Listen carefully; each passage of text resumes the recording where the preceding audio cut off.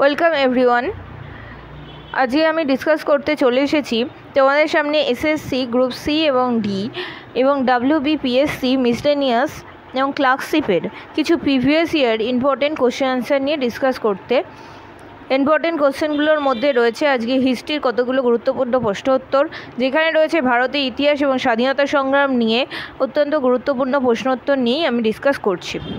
আজকের টপিকটি রয়েছে ভারতের ইতিহাস এবং স্বাধীনতা সংগ্রামের ওপর থাকা কিছু গুরুত্বপূর্ণ প্রশ্নোত্তর। আজকের প্রথম প্রশ্নটি হলো, বিজয়নগর রাজ্যের রাজধানীর নাম কি ছিল? মাইসোর, আইহোল, হাম্পি না কাঞ্চিপুরম? সঠিক উত্তরটি হলো হাম্পি। বিজয়নগর রাজ্যের রাজধানীর নাম ছিল হাম্পি। ঋগ্বেদে কোন যুদ্ধের উল্লেখ রয়েছে? কুরুক্ষেত্র, 10 রাজা না 100 রাজা না দেব অসুর? সঠিক উত্তরটি হলো 10 রাজার যুদ্ধের কথা বলা রয়েছে। 10 রাজার যুদ্ধের কথা বলা রয়েছে। সিন্ধু সভ্যতার কোন নগরীতে বৃহত্তম শিলালেখ পাওয়া গেছে? মহেঞ্জোদারো, হরপ্পা, কালীবঙ্গান না ধোলাবিরা? সঠিক উত্তরটি হলো ধোলাবিরায়। সিন্ধু সভ্যতায় ধোলাবিরা নামক নগরীতে বৃহত্তম শিলালেখ পাওয়া গেছে। বিখ্যাত রাজনীতি বিষয়ক গ্রন্থ দ্য কিংস-এর রচয়িতা হলেন দান্তে, ম্যাকিয়াভেলি, বোকাচিও না পেত্রাক? সঠিক উত্তরটি হলো ম্যাকিয়াভেলি। বিখ্যাত রাজনীতি বিষয়ক গ্রন্থ দ্য কিংস রচনা করেছিলেন ম্যাকিয়াভেলি। সিন্ধু সভ্যতার আদিবাসীদের প্রধান জীবিকা ছিল কৃষিকাজ, পশুপালন, শিকার না বাণিজ্য? সঠিক উত্তরটি হলো কৃষিকাজ করা। সিন্ধু সভ্যতার আদিবাসীদের প্রধান জীবিকা ছিল কৃষিকাজ করা। কৌলিন্য প্রথার প্রচলন কে করেন? সামন্ত সেন, বিজয় সেন, বল্লাল সেন না লক্ষণ সেন? সঠিক উত্তরটি হলো বল্লাল সেন। কৌলিন্য প্রথার প্রচলন করেন বল্লাল সেন। ইলোরা গুহা কোন রাজ্যে অবস্থিত? মধ্যপ্রদেশ, তামিলনাড়ু, মহারাষ্ট্র না উত্তরপ্রদেশ? সঠিক উত্তরটি হলো মহারাষ্ট্রে। ইলোরা গুহার মহারাষ্ট্রে অবস্থিত রয়েছে। মহেঞ্জোদারো ধ্বংসাবশেষ কে আবিষ্কার করেন? জন মার্শেল, দয়ারাম সাহানি, রাখাল দাস বন্দ্যোপাধ্যায় না বিবি লাল? সঠিক উত্তরটি হলো রাখাল দাস বন্দ্যোপাধ্যায়। মহেঞ্জোদারো ধ্বংসাবশেষ আবিষ্কার করেন রাখাল দাস বন্দ্যোপাধ্যায়। রাজতরঙ্গিনী কার লেখা? উৎপল দত্ত, কলহন, মনোজ মিত্র না কালিদাস? সঠিক উত্তরটি হলো কলহনের লেখা রয়েছে রাজতরঙ্গিনী। কলহন রচনা করেছিলেন রাজতরঙ্গিনী। ত্রিপিটক পবিত্র গ্রন্থ বৌদ্ধদের, পার্সিদের, হিন্দুদের না জৈনদের? সঠিক উত্তরটি হলো বৌদ্ধদের। পবিত্র গ্রন্থের নাম হলো ত্রিপিটক। পাল বংশ কোথায় রাজত্ব করেছিল? মধ্যপ্রদেশ, বিহার, মহারাষ্ট্র না দিল্লি? সঠিক উত্তরটি হলো বিহারে। পাল বংশ রাজত্ব করেছিল বিহারে। অজন্তা গুহাচিত্রগুলি কোন সময়কার? গুপ্ত বংশ, রাষ্ট্রকূট বংশ, মৌর্য বংশ না পাল বংশ? সঠিক উত্তরটি হলো গুপ্ত বংশ। অজন্তা গুহাচিত্রগুলি হলো গুপ্ত বংশের সময়কার। গুপ্ত বংশের সময়কার। নিম্নলিখিত ব্যক্তিবর্গের মধ্যে কে গুপ্ত যুগে অসুর সংক্রান্ত বিদ্যার জন্য পরিচিত ছিলেন? শৌনক, শূদ্রক, চরক না নাগার্জুন? সঠিক উত্তরটি হলো সুশ্রুত ছিলেন মধ্যযুগের একজন ঔষধ সংক্রান্ত বিদ্যার জন্য সুপরিচিত একজন ব্যক্তি। এটাও এসেছিল কিন্তু WB ফুড SI অফ এক্সারসাইজে 2018-এর কোশ্চেন। তাহলে তোমরা অবশ্যই বুঝতে পারছেন আপনারা যে প্রত্যেকটা কোশ্চেন কিন্তু প্রিভিয়াস ইয়ারে এসে থাকে ইম্পর্টেন্ট একদম কোশ্চেন অ্যান্সার। এগুলোই কিন্তু আবার রিপিট আসতেই পারে। আজকের নেক্সট প্রশ্নটি হলো, গ্রেট আলেকজান্ডার এশিয়া বিজয় করে ভারতে আসেন কত সালে? 563 or 483 খ্রিস্টপূর্বাব্দে না 336 না 323 খ্রিস্টপূর্বাব্দে না 2500 or 1500 খ্রিস্টপূর্বাব্দে না 600 খ্রিস্টপূর্বাব্দে? সঠিক উত্তরটি হলো 336 to 323 খ্রিস্টপূর্বাব্দের মধ্যে তিনি ভারতে এসেছিলেন। বিখ্যাত সাঁচি স্তূপ কে নির্মাণ করেন? অশোক, চন্দ্রগুপ্ত মৌর্য, অজাতশত্রু না শশাঙ্ক? সঠিক উত্তরটি হলো অশোক। সঠিক উত্তরটি হলো অশোক।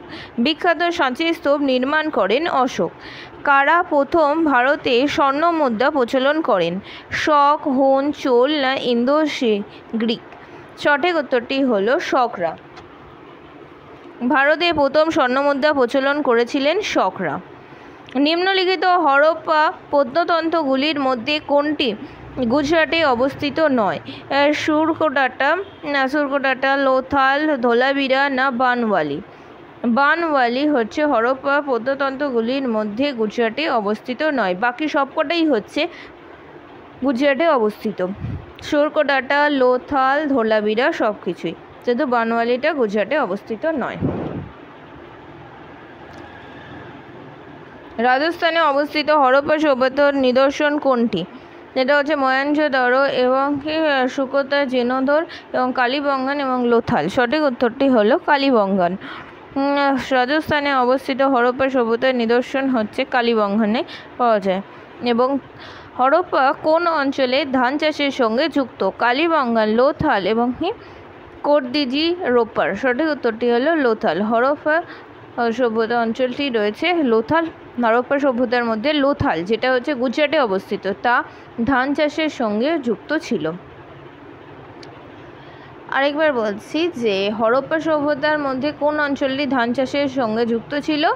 লোথাল। লোথাল তাহলে কোথায় অবস্থিত রয়েছে? গুজরাটে, বর্তমানে যেটা গুজরাটের অন্তর্গত রয়েছে। লোথাল একটা সুপরিচিত প্রাচীন বন্দর। লোথাল কিসের জন্য বিখ্যাত ছিল? না, এটি হচ্ছে সবথেকে প্রাচীন বন্দর।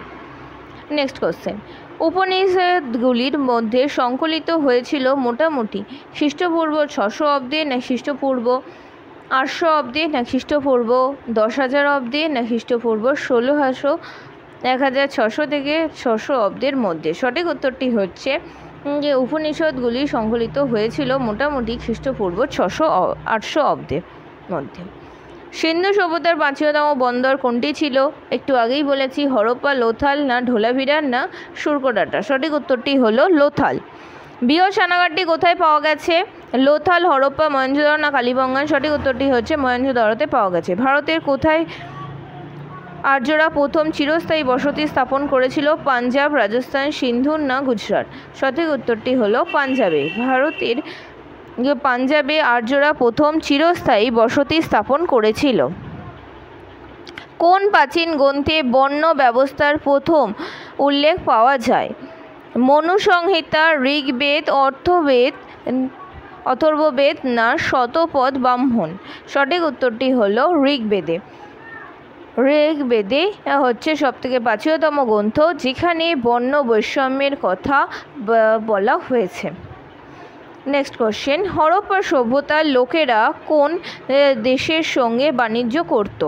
চীন, ইরান, রাশিয়া না সুমের? সঠিক উত্তরটি হলো সুমের। হরপ্পা সভ্যতার লোকেরা সুমেরের সাথে ব্যবসা বাণিজ্য করত। নেক্সট কোশ্চেন, সিন্ধুবাসীরা কোন ধাতু ব্যবহার জানত না? যে তামা, লোহা, ব্রোঞ্জ না স্বর্ণ? সঠিক উত্তরটি হলো লোহা। সিন্ধুবাসীরা লোহার ব্যবহার জানত না। নেক্সট কোশ্চেন, কে চন্দ্রগুপ্ত মৌর্যের সময়ে ভারতে এসেছিলেন? ফা হিয়েন না হিউয়েনসাং না মেগাস্থিনিস না স্টাম্বো? সঠিক উত্তরটি হলো মেগাস্থিনিস। মেগাস্থিনিস এসেছিলেন, গ্রিক দূত মেগাস্থিনিস এসে চন্দ্রগুপ্ত মৌর্যের শাসনকালে ভারতে এসেছিলেন। নেক্সট কোশ্চেন, গ্রিক লেখকদের রচনায় কাকে স্ট্যান্টোকোটাস বলা হয়েছিল? স্ট্যান্টোকোটাস কাকে বলা হতো? অশোক, বিন্দুসার, চন্দ্রগুপ্তকে না ধননন্দকে? সঠিক উত্তরটি হলো চন্দ্রগুপ্তকে বলা হতো স্ট্যান্টোকোটাস। স্ট্যান্টোকোটাস বলা হতো চন্দ্রগুপ্তকে।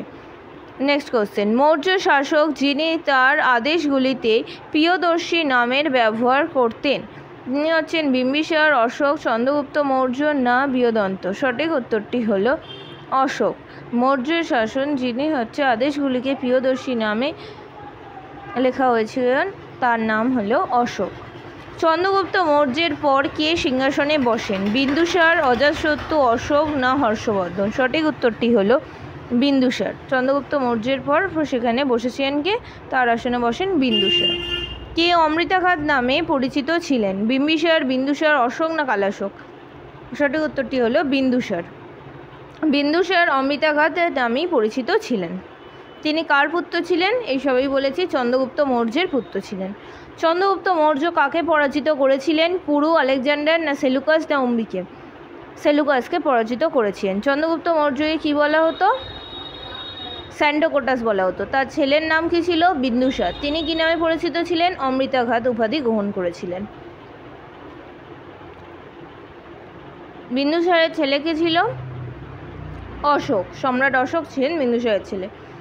অশোক কি নামে পরিচিত ছিল? প্রিয়দর্শী।